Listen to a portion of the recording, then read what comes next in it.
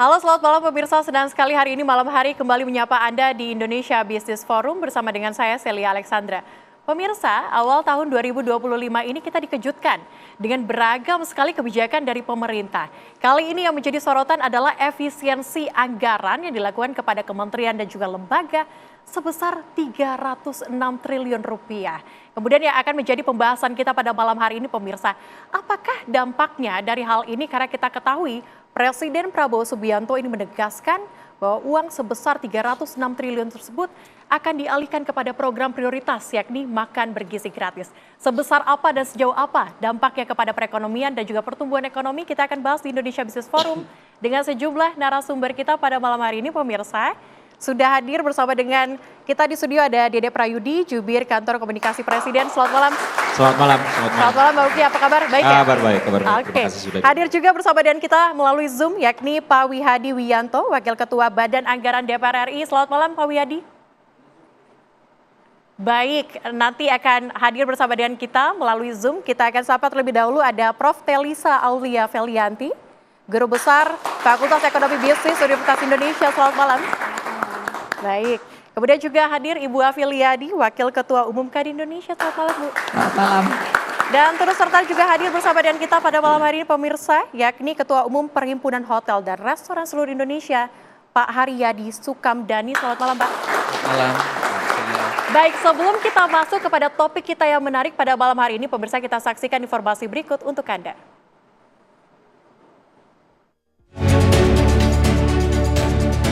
Langkah Presiden Prabowo Subianto untuk melakukan efisiensi anggaran menuai pro dan kontra. Dalam Instruksi Presiden Nomor 1 Tahun 2025 tentang efisiensi pelaksanaan APBN dan APBD, Presiden meminta jajaran pusat dan daerah untuk menghemat anggaran hingga 306,7 triliun rupiah. Sebagian dana hasil penghematan akan digunakan untuk memperluas jangkauan penerima manfaat program makan bergizi gratis. Saya ingin pengeluaran-pengeluaran yang tidak perlu, pengeluaran-pengeluaran yang mubazir, pengeluaran-pengeluaran yang alasan untuk nyolong, saya ingin dihentikan, dibersihkan. Saya mau menghemat uang itu untuk rakyat, untuk memberi makan untuk anak-anak rakyat. Saya ingin memperbaiki semua sekolah Indonesia. Menteri Keuangan Sri Mulyani mengatakan penghematan anggaran justru akan mendorong pertumbuhan ekonomi. Sebab sebagian dananya akan digunakan untuk menambah alokasi anggaran makan bergizi gratis sebesar 100 triliun rupiah. Hal ini diharapkan bisa menimbulkan manfaat berganda bagi usaha kecil dan menengah di seluruh Indonesia. Jadi kalau pertanyaan dampak pada pertumbuhan ekonomi, ya justru ini akan memberikan diharapkan dampak pada pertumbuhan ekonomi. Seperti kayak makanan bergizi gratis apabila nanti struktur dari supply chains di pemerintah atau lokasi masing-masing makin diperkuat, makan siang bergizi ini sudah pasti off-takernya ada. Sehingga supply chains-nya dari mulai sayur mayur, kemudian daging dan berbagai itu yang bisa diproduksi oleh para produsen lokal, entah itu petani, usaha kecil menengah, itu menjadi memiliki peluang untuk mendapatkan market yang pasti. Selain program makan bergizi gratis, beban anggaran pemerintah Presiden Prabowo Subianto sangat berat. Menurut data dalam APBN 2025, ada beban pembayaran cicilan utang dan bunga yang diwariskan pemerintahan sebelumnya senilai total 1.353 triliun rupiah atau 45% dari pendapatan negara.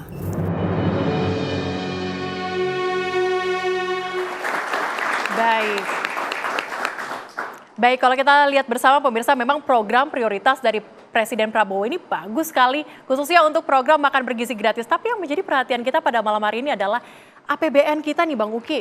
Ini kalau kita lihat tahun 2025 ini cukup berat. Kita punya program prioritas yang begitu banyak, kemudian kita juga punya kewajiban yang harus dibayarkan di tahun ini. Apa kemudian yang menjadi prioritas atau tujuan dari Presiden Prabowo Subianto untuk menerapkan kebijakan efisiensi ini? Ya, ini kan sebenarnya berangkatnya itu dari Inpres nomor 1 tahun 2025 ya. Oke. Tentang efisiensi, tentang efisiensi anggaran ya. Jadi berbicara soal Inpres tersebut itu adalah komitmen Presiden Prabowo untuk dua hal. Yang pertama itu untuk melindungi uang rakyat dari penghambur-hamburan yang selama ini udah kita anggap biasa gitu. Nah ini yang agak susah nih, membuka new habit, membuka new awareness. Jadi selama ini kita sudah anggap biasa, tapi sekarang nggak boleh lagi dianggap biasa. Dan yang kedua, untuk memastikan agar setiap rupiah uang rakyat itu harus terasa manfaatnya oleh rakyat itu sendiri. Yaitu ini poin keberpihakan. Jadi kalau misalnya saya ibaratkan sebuah tubuh ya, analogi ya. Jadi kalau tubuh itu saat ini kita sedang berusaha untuk mengurangi lemak-lemak yang tak jenuh itu. Lemak-lemak yang sedang tidak dibutuhkan oleh tubuh. Supaya pertama kita lebih sehat. Ya, dengan tubuh yang sehat kita bisa bergerak juga lebih gesit. Lebih cepat lagi. Kurang lebih seperti itu ya analoginya ya. Nah terkait dengan program prioritas Presiden Prabowo yang ada 17.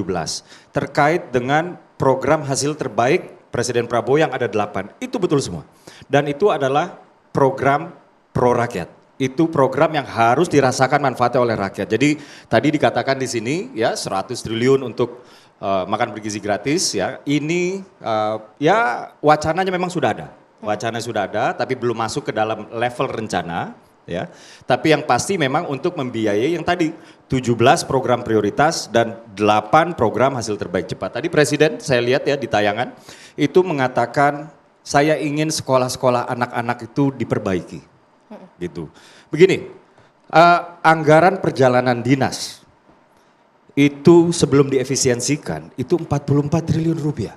44 triliun rupiah. Setelah kita potong 50%, maka kita berhasil menghemat berapa? 22 triliun rupiah. Pemerintah saat ini sedang ya mengupayakan, sudah menganggarkan komitmen terbesar ya sepanjang Republik ini berdiri untuk merenovasi sekolah yaitu sebesar 17 triliun rupiah. Artinya dengan anggaran segitu yang kita efisiensikan hanya dari perjalanan dinas saja, sekolah anak-anak kita itu udah bisa kita benerin. Mbak, saya harus buka beberapa data ya, ini data terakhir dari BPS ya. SD di Indonesia ada 148 ribu, 60%-nya berstatus rusak. Dari yang ringan, sedang, parah. Ya. SMP ada 42 ribu, 48%-nya berstatus rusak. SMA dan SMK ada 28 ribu dan 35%-nya berstatus rusak. Nah ketika saya bilang rusak, ini levelnya sampai anak-anak gak bisa ke toilet. Anak-anak harus menahan air kecil. Idealnya manusia itu, apalagi yang masih aktif ya, buang air kecil itu dalam 2 jam itu sekali. Ketika mereka harus di sekolah selama 7 jam misalnya ya, kalau SMA ya, menahan membuang air kecil apalagi yang siswi perempuan. Ini kan bisa meningkatkan risiko mereka kena infeksi kemih, misalnya seperti itu ya. Nah komitmen inilah yang kemudian disebutkan oleh Presiden Prabowo. Presiden Prabowo kalau mau gampang, kemarin itu undang-undang sudah mewajibkan kita untuk menaikkan PPN sebesar 1%. Kalau mau gampang ya, barang-barang konsumsi itu dinaikin aja. Toh kewajiban sudah diamanahkan oleh undang-undang. Barang konsumsi seperti misalnya odol, sampo, kopi dan lain-lain lah. Tapi kemudian Presiden memilih untuk tidak mau membebani rakyat. Sehingga yang dinaikkan itu hanya barang-barang mewah. Barang-barang yang sudah masuk ke dalam kategori barang-barang yang dikenakan PPNBM. Atau pajak penjualan atas barang mewah seperti kapal pesiar, ya, rumah di atas 30 miliar dan lain-lain. Dan air mineral yang kita nikmatin setiap hari, kopi yang kita minum setiap pagi, itu kan nggak dinaikin. Itu kan nggak dinaikin. Bahkan stimulus atas kenaikan PPN sebesar 1% yang hanya dikenakan untuk barang-barang mewah itu tetap dikucurkan. Kita bayar listrik tetap dapat diskon. Gitu. Nah inilah dia ya, Presiden tidak mau memilih jalan gampang. Yang dilakukan oleh Presiden apa?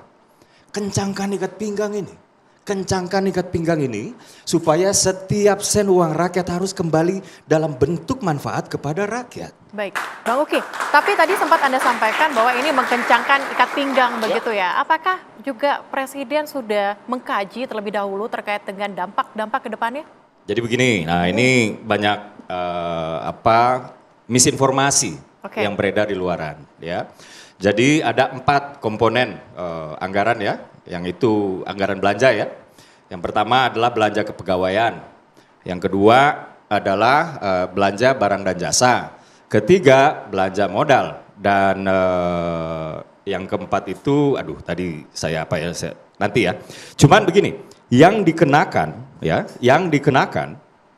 efisiensi ini cuma 2. Cuman belanja barang dan jasa dan juga belanja modal. Jadi belanja kepegawaian, kemarin sempat beredar isu, wah ada pengurangan pegawai segala macam. Dapat saya pastikan itu informasi yang tidak benar, dapat saya pastikan itu misleading, dapat saya pastikan itu misinformasi. Berarti dikonfirmasi tidak akan ada PHK besar. Gak ada PHK. Kalau ada PHK yang paling pusing ya pemerintah sendiri lah. Baik. Masa pemerintah sendiri yang mau membuat PHK-nya itu sendiri. Oke Bang Uki. Itu, ya. Oke, nanti kita akan lanjutkan lagi pemirsa, kita akan dengarkan bagaimana kemudian tanggapan dari DPR RI dari Banggar sendiri usai jeda berikut, tetaplah bersama kami.